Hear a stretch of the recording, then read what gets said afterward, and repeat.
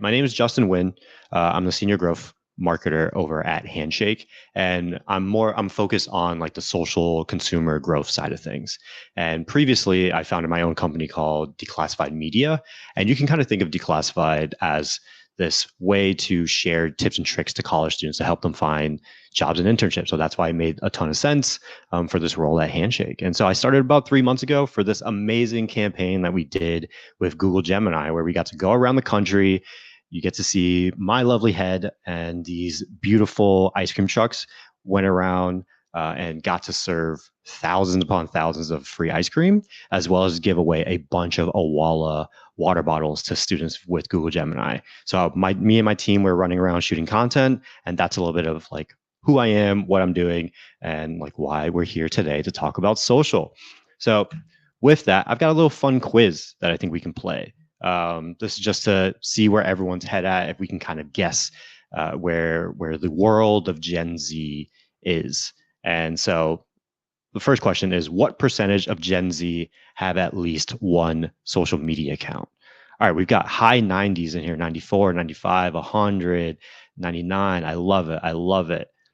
For those who said 90, you would be correct. I honestly thought it was going to be higher, right? Like the 95, the 100%, but it is, according to Pew Research Center, 90%.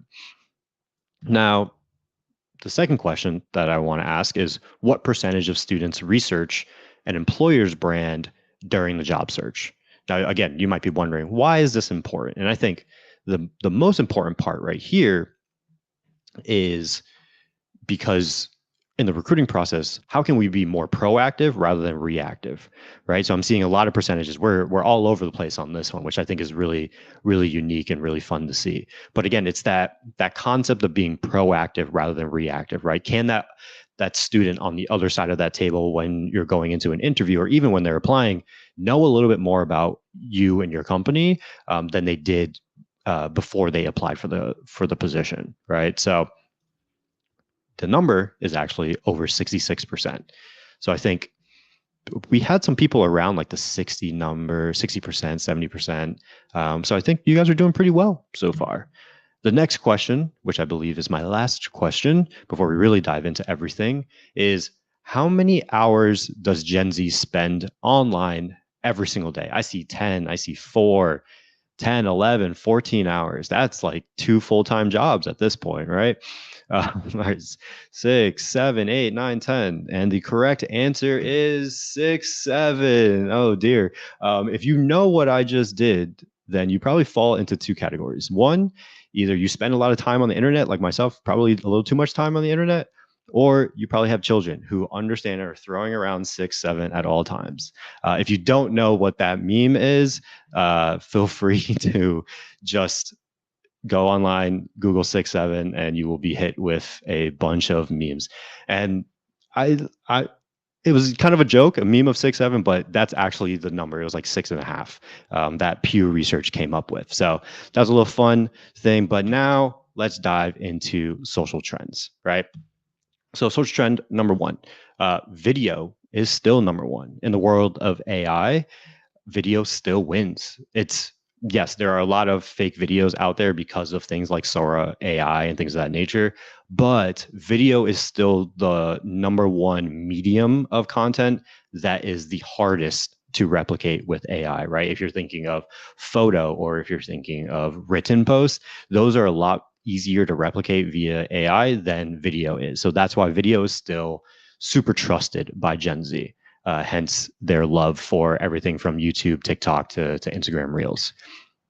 The number 2 trend is brands launch secondary pages. So what does that mean, right? Over the past year, what I've noticed a lot of people or a lot of brands doing is launching these second pages that are more focused towards specific demographics. So I've got 2 examples here, one for New York Times, as well as another example for Cisco. So one is like more brand consumer focus, which is a little bit fun. And then the second one is a little bit more like employer branding focus. So number 1, New York Times and New York Times Games. So if you're thinking of New York Times, right, you think of probably very dense information, finance, politics, things of that nature. But then you've also got like Wordle and the game side of New York Times. And those 2 audience, while similar, they want to see different content when they are in the mindset of whatever content that they want to see, right? If you're in the mindset for political content, you want to see this more dense financial things of that nature, pieces of content online. But if you're in more of a fun mood, you want to see Wordle content or stuff that you like, this GIF on the right hand side, right? And with that, that is why these pages are super important, because it segments the audience in a way that the content is only being shot out to the audience that wants to see that content, rather than one page that has to try to hit 20 million different voices. These pages have been built in a way to hit specific demographics. So what does that look like from an employer branding standpoint, right? So here we have an example of Cisco and We Are Cisco. So Cisco, the technology company, right? Their brand page is likely full of technological content, which makes sense. They're trying to sell their product. But from a recruiting standpoint, that content doesn't really hit when you're trying to attract talent, right? Or even retain the talent that you have. And so Cisco created this page called We Are Cisco. You can see this GIF. And this one is about a career fair at Georgia Tech. And the We Are Cisco page is full of content that is based around like day in the lives, what life is like to work at Cisco, come with me to this recruiting event, whatever it may be. So it attracts the talent that already works at Cisco, so you're building a deeper brand within the employees that work at your company, or two, the people that are paying attention to the content are people who are likely looking for a job or wanting to learn more about what it looks like to work at Cisco. So again, to that point of being proactive versus reactive, this is a very proactive approach to that, because because future employees can be finding out about what life is like at Cisco before actually even working there. And it can show up on their For You page or their Instagram Explore page. So those are really unique things that I'm starting to see pop up more and more, and something just to pay attention to as you're looking at the world of content and social media. And the last thing is the come with me era. So you've already heard me say come with me a few times in this presentation, but over the years, that hook has kind of changed to what it is today, which is the come with me. It kind of started off with the get ready with me, and then that got a little old. You still see it sometimes, but it's gotten old, and that changed to welcome to a day in my life. And then that got a little old. So now it's come with me or the POV. And so for those who don't know what POV stands for, it's like point of view, right? So here are two examples. The first one is this come with me. This one was a great one. I thought these two young ladies were able to create a great twist with the come with me trend. Instead of doing a bar crawl, they did a study crawl. So you can see them going to a bunch of different coffee shops, libraries, and things of that nature throughout the day to study for their finals. Very easy piece of content, right? They're literally just setting up a camera to talk, and they're walking around campus. So I think that's great. The second one is POV. Again, very easy content to create. This is the POV of our Handshake / Google Gemini activation that we did. This is at Temple University. And this content wasn't even something that we paid for, or it wasn't even created from one of our Handshake ambassadors. It was literally just a student that wanted to create something because they heard about this event on campus, created it, put it out on TikTok, and then we were able to find it. And it's a great piece of content. Again, this is just kind of to the point of this trendy sort of content is very easy to produce, and Gen Z loves creating it. They love living vicariously through not just their peers, but also influencers, as well as people that they just see online. So it's very interesting to see how trendy this stuff can be, especially right now. So that was kind of like general social. Let's talk about Handshake, the Handshake feed specifically. So the first one that I'm going to share is the kind of what I want to describe as like show, don't tell. So I'm going to play this so you can see it. Basically, what you're watching here is an animation reel from one of the students that posted on Handshake. And what I think that what's beautiful about this is it's starting to become like you're able to share more than what's on your actual resume. Again, to that point of show, don't tell. What does that mean for people that are on the recruiting side, right? Like this is a great piece of content if she wanted to share this, but also if you are a recruiter, what I would say is like spend 5, maybe 10 minutes on the Handshake feed just scrolling. Maybe you might find someone that shares something that really pops out to you that you can reach out to for an internship or a position that you have open at your company. It could also be that you can scroll through, see someone that's interesting. Maybe they're not the right fit right now, but you keep them in the back of your head for whenever that position does pop up. Then you're like, oh, I remember that Alice created this one thing that caught my eye. Let me go check if she's still looking for a position, and you can reach out to her. So I think to that point of being proactive versus reactive. It allows us a way to be proactive during that sort of recruitment search. The next piece of content that has really been working well on Handshake are these written posts. Again, this is from the recruiting side. This is Cassidy from New York Systems Teacher Retirement System.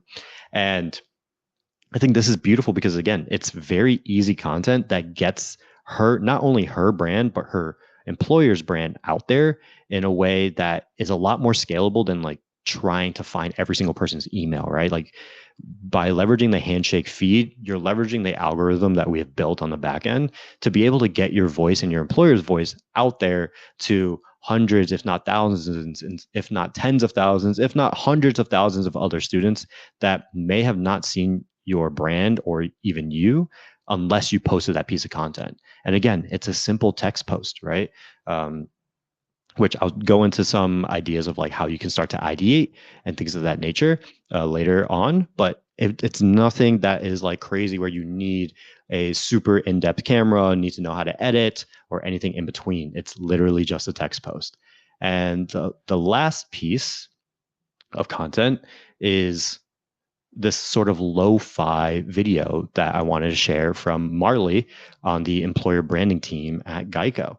So if you look at this video, which again, I'll share, it's a come with me a day in the life type of video, very easy to create. She probably just took her iPhone, maybe made like 10 to 15 clips throughout the day, threw it into a free app like CapCut and just hit export, and CapCut splices all the videos together. You don't need to really know any editing skills. If you wanted to make it super like in depth with editing, you could, but you don't have to. Like these are very quick and short edits that I would say almost anyone can do if you have an iPhone or any smartphone out there. And it's very simple. But this post going viral, like I believe this video had a couple 100,000 views. So that's just Marley getting out that Geico brand to hundreds of thousands of other students for virtually free, right? Again, leveraging the channels that you already have to you. Can be a huge difference maker when you're starting to learn a little bit more about social media. So those are like the 3 big pieces of content that we're seeing really work on the Handshake feed. Again, feel free to drop those questions into the chat and we should be able to hit some of them by the end of this. But now I want to dive into like, what can you do, right? That was a lot of information. I get it. This, if you're going to leave, this is probably super important. So this is like my 4-part social success framework. So step number 1 is you're going to need to immerse yourself. So what does that mean? So the way that algorithms work is if you like something, if you watch something all the way to the end, it's going to likely show you more of whatever that piece of content is because it just wants you to stay on that feed for as long as possible. So what does that mean? You can make your feed think like Gen Z. That's exactly what I do. And that's how I stay up to date with trends, is because I have a separate page where I've only liked and I've only favorited and I've only watched things that other Gen Z people are creating and are watching themselves. And if you spend like 20 to 30 minutes a day, you can do it for even less, to be honest, on a separate account to train that algorithm. It'll start to mirror what Gen Z is paying attention to, which gives you more insight into how these students are thinking, which then leads into step 2, which is capture. So once you've curated your feed, you can start to capture things. And what that means is just start saving them. Create a little, on the TikTok app, you can create like a collection. Just create a collection that's like inspiration, or that's what I have, is like handshake ideas. So whenever there's a post that goes not even viral, but I'm like, ooh, I like that hook, or I like that concept. How can I add that to the handshake sort of brand? I add it to this folder. And then every month, what I'll do is I'll take that folder, shoot it over to ChatGPT will take the transcripts and like the visuals of it, and it can basically turn it into a doc of like, okay, here are the top things. Here's how you can, here's some potential pieces of content that you can create. I'm not saying GPT is going to make you go viral, but it probably can get you 67 to 70% there. And then from there, now it's up to you to go out and create the content, tweak the script a little bit, or whatever that may be. So that's step number 2 on capture. Number 3 is you got to aim. And I think a lot of people and teams forget about this, where you have to make sure that you're moving towards one goal. And from that goal, I believe there's like 2 main ones when it comes to social media. The first one being just reach, or like brand building, and the second one being, let's call it like applications, right? Or CTAs, essentially, like call to actions for some of these videos. And when you're looking at building out this social content strategy, you want to make sure that the content that you're creating is matching your goals. The content that could go viral is very different than the content that gets someone to convert or gets someone to apply to a job. So just be cognizant of that. Again, the content that goes viral is very different than the content of the person that's trying to convert you to buy their course, right? Not saying one is better than the other, but just make sure that you know what content that you are trying to replicate with your own stuff, and making sure that it helps you reach the goals that you need to within your team. And so the last step here is evolve. So once you start to see things that are hitting, whether that's going viral, whether that's converting at a higher rate than typical, that should become your bread and butter, right? So for easy numbers sake, I'm not saying you have to post this much. I'm not saying that you can't post more than this, but let's say you were posting 5 times a week and the POV content works really well for you, whether it's going viral or converting. That should be 4 out of your 5 posts is that POV content, right? It might seem repetitive, but if it works on social, it works, and just keep sending that content out. Now, that last post of the week, that 5th post, that should be a test. That could be a talking head video. That could be a data focused video. That could be a meme type of video. That could be a internal type of video, right? That you want to just test and see. And the reason that you want to keep 80% towards the stuff that's working and then 20% towards always testing new things is eventually that 80% is going to start to get stale and old. There's no problem with that. That's just the way of content. So when that does, you've already started testing to see what can also hit with your audience. So you're already ready for that next transition whenever you need to make it. And so those are sort of like the 4-step social success framework. Now let's recap everything that we've talked about. The main key points here. So number 1, screen time. A lot of you got these answers correctly, right? Remember 6, 7. Screen time, Gen Z, they spend a lot of time online. So that means if you or your employer brand is not online or is not trying to figure out online, and when I say online, I mean like social, then you're missing out on a huge channel right now, right? So make sure that you're understanding and like trying to figure out at least the social side of Gen Z. Number 2 is train your algorithm. Again, I'm not saying that you need to spend 10 hours a day and like embody the Gen Z persona 100%, but you should at least know a little bit about what's trending, what's working, what are they paying attention to, because ultimately that is the audience that you want your content or your jobs to get in front of. So if you can understand their pain points, if you can understand what they love, that gives you a lever that you can tap into to be able to get their attention, essentially. And the last one is create. I understand. I get it. I get that it's a little scary sometimes, but this quote was like the best quote that that I've ever seen, and in my opinion, when it comes to content creation, is by this man named Austin Butler. But he said that he was dancing on, or was debating on dancing on a dance floor, and someone walked up to him and said, "Embarrassment is the most underexplored emotion. Go out there and make a fool of yourself." And I think that's beautiful. That literally just encapsulates everything what it takes to create content on the internet. The beauty of it is if your post doesn't do well, no one sees it. Literally no one sees it. No one's going to remember it. So embarrassment is the most underexplored emotion. Like, go out there and make a fool of yourself. So that kind of wraps up everything. Are there any questions when it came to anything that I talked about from a social lens? Let's see. All right. So I've got a question from Peyton West, and we've got a couple minutes as well. Is Peyton West says,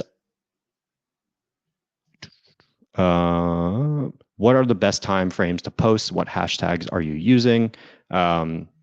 And coworkers to repost comment. So I think coworkers to repost and comment, I think that's great. The sort of like creator lingo around that is engagement pods, so to say. That can definitely help boost. I will say though, if you are going to do that, make sure that they are watching the video all the way to the end, right? If they're just going, clicking like and like leaving a comment, that doesn't help from an algorithmic standpoint. It might actually hurt the reach of it because like TikTok, Instagram, wherever, might view it as like a bot, so to say.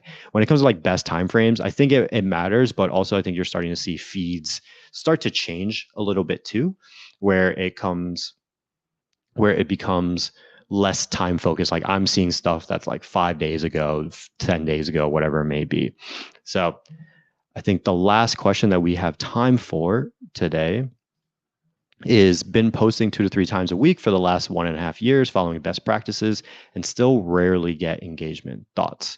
I would have to take a look at the content, but what I would say is go into your analytics and see where people are dropping off.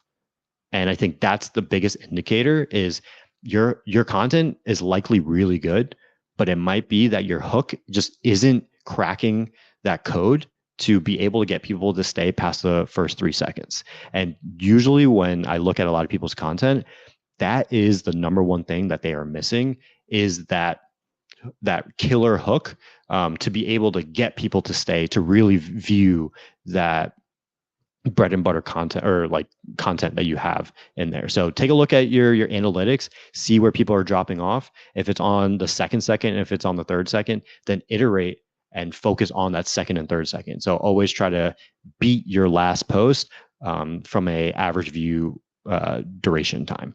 And so I think that's about all the time that we've got. I hope that you all learned something, and a huge thank you for everyone that was joining us. But before you head out, I do have a couple of quick asks.